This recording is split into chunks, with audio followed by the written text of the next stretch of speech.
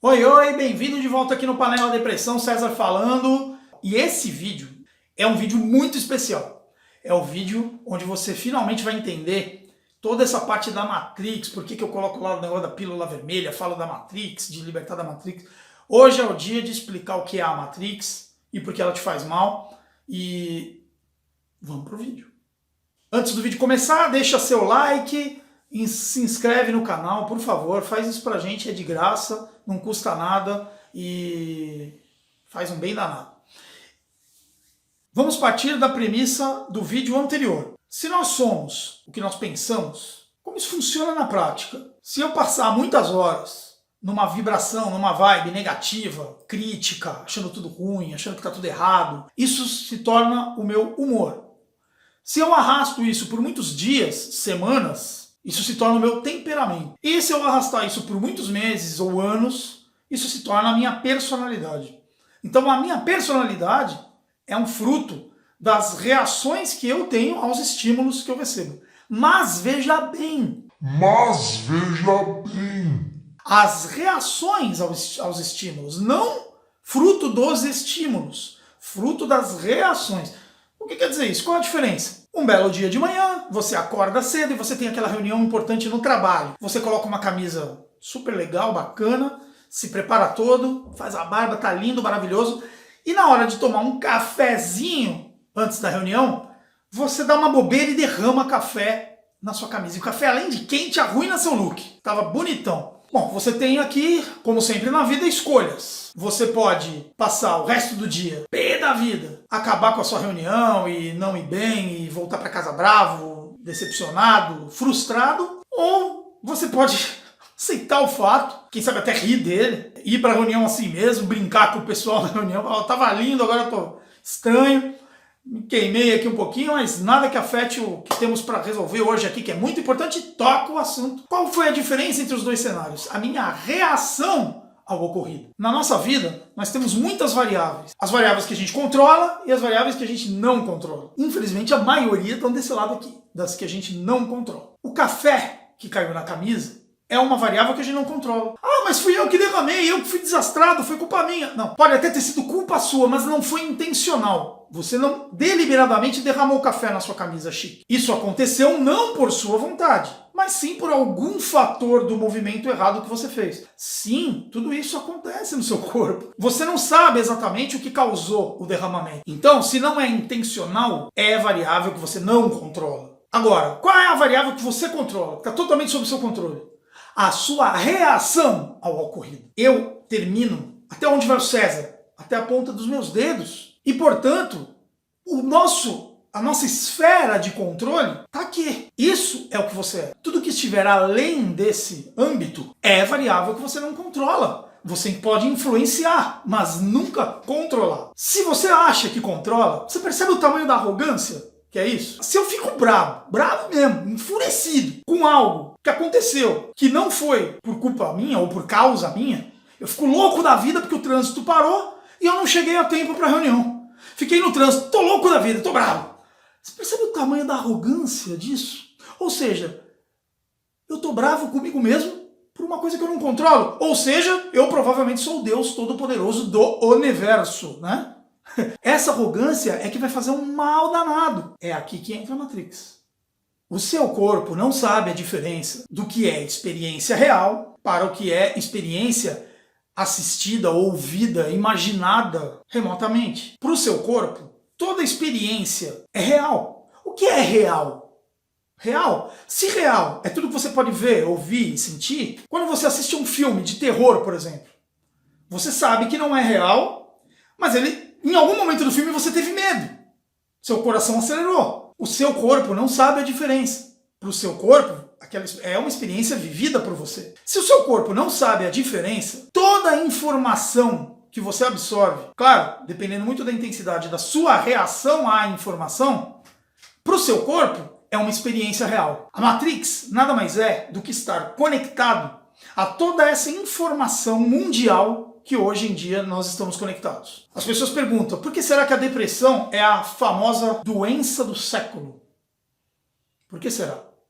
é o fato de que estamos todos conectados a uma matrix, a uma mentalidade de colmeia mundial, onde toda a informação é absorvida pelo nosso corpo, como sendo real, porque o corpo não sabe que não é com você, que não é real. Calma, vem comigo nessa viagem. Eu vou te apresentar agora um cara chamado Steve. Steve é um britânico londrino, ele vive em Londres, no ano de 1129, Europa medieval. O Steve é um sapateiro, ele vive de consertar sola, vive uma vida bem simples, um tanto sofrida, tem bastante tempo livre, ele trabalha por conta própria, ele infelizmente tem menos trabalho do que ele gostaria de ter, e ele passa muito tempo batendo papo com as pessoas que fazem parte dos seus círculos, seus parentes próximos e os seus vizinhos, seus amigos que trabalham ali com ele. O Steve, ele se sente bem quando ele está em Londres, ele se sente próximo àquela comunidade, ele está em meio a pessoas que vivem e viveram experiências parecidas com a dele. O Steve não está conectado a nenhuma matrix. A matrix dele é o microcosmo do mundinho dele, que se resume ali àquele bairro. O Steve, ele teve contato com a violência na vida dele 3 vezes na vida. Uma primeira vez, quando ele era jovem, que ele, junto com uns amigos, foram assistir a um enforcamento na praça, que era uma atividade comum na época. Ele não gostou muito daquilo, nunca mais voltou, preferiu não ficar vendo enforcamento, não gostei. Ele era uma pessoa de natureza pacata. E depois ele sofreu mais 2 violências na vida. Ele sofreu um assalto, quando ele estava na estrada, trazendo couros para solas que ele iria fazer, perdeu todos os couros, ficou no prejuízo, mas graças a Deus fisicamente não sofreu nenhum problema. E uma vez também que ele estava na praça, ele viu um soldado matando a sangue frio um cidadão, apenas porque o cidadão não queria obedecê-lo. Ele vivia num mundo muito mais brutal e violento do que o nosso, muito mais. Porém, a percepção de violência do Steve se resumia a essas 3 experiências, mais algumas coisas que ele ouvia falar. Um vizinho que morreu numa briga, levou uma facada, uma criança que morreu de fome perto da aldeia ali onde eles moravam, que ele conheceu a mãe. Coisas tristes, mas pontuais. Ele sim sentia a dor, mas sentia a dor de longe. Ele não se sentia responsável nem parte daquilo que acontece com as outras pessoas. A dor que ele sentia era uma prevenção à própria. Se acontecesse comigo, isso seria complicado. Não confunda isso com falta de empatia do Steve com o próximo. É diferente. Se o Steve pode fazer algo a respeito, quando ele sabe de uma criança passando fome, aí sim, aí ele pode demonstrar empatia e fazer algo a respeito. Se ele é impotente, o Steve nunca ouviu falar de crianças passando fome na África. Tá fora do mundo dele e longe demais do âmbito da ponta dos dedos, que é onde ele termina. Trazendo agora para o nosso tempo. Hoje, eu, você, absorvemos para si toda a dor do mundo. Literalmente.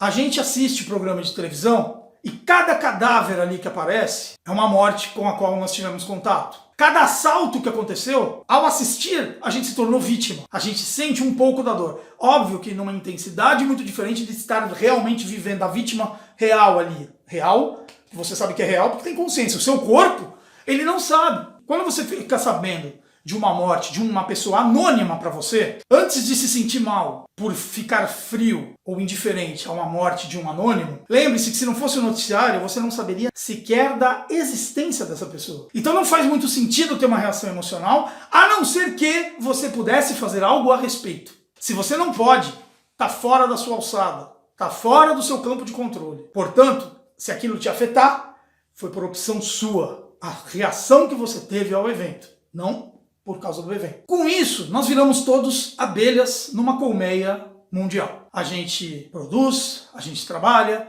a gente se sente conectado. Nós somos todos geridos por um sistema de códigos éticos e sociais mundial e a gente se sente relativamente bem acolhido por esse sistema. Porém, esse sistema tem um problema fundamental. As abelhas são realmente todas iguais e vivem só 3 dias. Nós somos seres muito mais complexos e muito diferentes uns dos outros. Essa é a nossa beleza. A abelha não tem alma imortal e não tem uma consciência inteligente. A abelha age por instinto. Você, se a gente der uma de abelha, o nosso corpo rejeita. Nós não fomos programados para isso. Até o século XX, o ser humano era um bicho muito mais autocentrado e moldado pelas experiências que realmente viveu. A Matrix faz com que todos nós viremos fruto de algo parecido no mundo inteiro. O cara lá da Austrália, que vê tanto Facebook, TV a cabo, CNN, Fox News e etc., quanto eu, aqui no Brasil, ele acaba se tornando um ser muito parecido. Na época do Steve, se ele saísse de Londres e viajasse para longe, ele se sentia um estrangeiro completo em outro lugar. Não só por causa da língua. Ele se sentia um estrangeiro completo por causa dos costumes. As comunidades refletiam as experiências diferentes de cada lugar. Era mais fácil ser alguém mais autocentrado e ser alguém mais único, ser alguém íntegro, inteiro. Hoje, nós somos seres parciais. Nós somos parte de algo maior, que é a colmeia mundial. Isso é carregar o peso do mundo inteiro nas suas costas, porque nós temos consciência. A gente fica mexido com tudo isso. A gente se sente culpado pela fome na África. Eu conheço pessoas que são um espelho da sofreguidão no rosto. Sofrem, têm vidas, como a vida é dura, como a vida é difícil. E essas pessoas, a vida delas beira a perfeição. Pessoas que têm tudo, que têm uma família, que têm dinheiro, e são a cara da sofrência. Ah, meu Deus, o mundo de hoje. Ah, eu até doei um pouco lá para a WWF, as crianças da África. Eu não estou dizendo que você não tenha que doar, se isso te faz sentir bem, tudo bem. Mas, por favor, não se sinta culpado. Não se sinta atrelado à emoção que essa desgraça traz. Se você assiste um filme, tá? Se você assistiu Titanic e você chorou com a Rose lá no Atlântico Norte, pro seu corpo, você é um sobrevivente do Titanic. Você viveu aquilo ali. De novo, numa intensidade bem menor. Mas está ali, fez parte do seu ser. O que você tem que fazer? Você tem uma escolha. Eu vou te fazer duas perguntas agora. Pergunta 1. Quanta violência há no Brasil hoje? Certamente você pensou em algo bem maiúsculo, em algo forte. A violência no Brasil hoje é treta. Pergunta 2. Lembra que eu contei do Steve? Quantas vezes ele presenciou atos de violência? Mesma pergunta para você. Quantas vezes você presenciou situações e atos de violência? Essa resposta número 2 deveria ser a sua percepção de violência real. Você percebe? Não, César, mas você está enganado. A realidade é que acontece toda essa violência. A realidade é que ela acontece, só que com outras pessoas. Se eu entrar numa de, meu Deus, que mundo violento, as pessoas que eu conheço que são a cara da sofreguidão, tem aquela coisa assim, qual é o maior perigo do universo? É um ser humano anônimo, alguém que eu não conheço. Enquanto ele não for um cadáver lá no programa do Datena, ou seja, morto por outro ser humano anônimo, ele é potencialmente um assassino e eu preciso proteger a minha família dele. Então eu tranco minha casa, eu não saio de casa, eu ando com o carro tudo trancado e tal. De novo, eu vou ter que relativizar aqui para você. Não estou dizendo que não tenha que tomar os cuidados. Mas se a sua vida se tornar um reflexo de toda essa experiência que você acumulou da Matrix, você está lascado, com o perdão do gesto feio. Feio mesmo é sofrer, sem motivo. Ou você puxa o plug e se desconecta da Matrix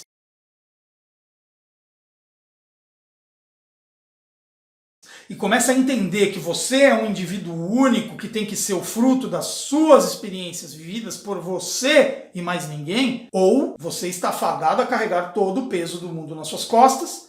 Eu não sei como seu corpo aguenta. Aliás, eu sei. Analgésicos e anti-inflamatórios. Espero que você tenha entendido o significado do que é a Matrix, do mal que ela pode te fazer, e que daqui para frente você comece a se entender dessa forma, como um ser desconectado da Matrix, que só se conecta porque quer, quando quer, para receber os estímulos de que julga precisar. Não deixe que a Matrix seja maior do que você, e sim o inverso. Você pode se conectar à Matrix para usufruir dela. O Steve adoraria ter internet para saber sobre a vida, sobre o mundo, sobre os planetas, sobre as estrelas, sobre a natureza, mas eu tenho certeza que não sobre quantas crianças morreram na África esse ano. O próximo passo é a gente começar a conversar sobre a prática, o dia a dia desse pedaço de conhecimento que a gente pegou até agora, até aqui. Nos próximos vídeos, eu te convido a um modelo um pouco mais leve de vídeos, onde eu vou falar sobre pequenas experiências de dia a dia e continuar se aprofundando no tema de como o nosso corpo reage aos estímulos e como a gente molda a nossa personalidade de acordo com isso. O poder da palavra é infinito. O poder do pensamento é infinito vezes infinito. Continua comigo. Se você gostou desse vídeo, se ele te inspirou de alguma forma, se ele te trouxe alguma reflexão, deixa o joinha, é importante, você não imagina como. E eu quero fazer uma pequena provocação para quem viu até o final. Põe um comentário aqui embaixo, não custa nada. César, tô acompanhando a série, tá sendo legal, não vejo a hora de ver o próximo. Tamo junto, é isso aí. Até o próximo vídeo e não esqueça de, tá aqui embaixo agora, nos seguir nos nossos canais, curtir. Vamos fazer disso aqui, gente, uma comunidade de conhecimento. Tem muita gente que precisa. Você não faz ideia, tá bom? Beijo, obrigado, tamo junto. Panela Depressão, aqui é só abrir a panela.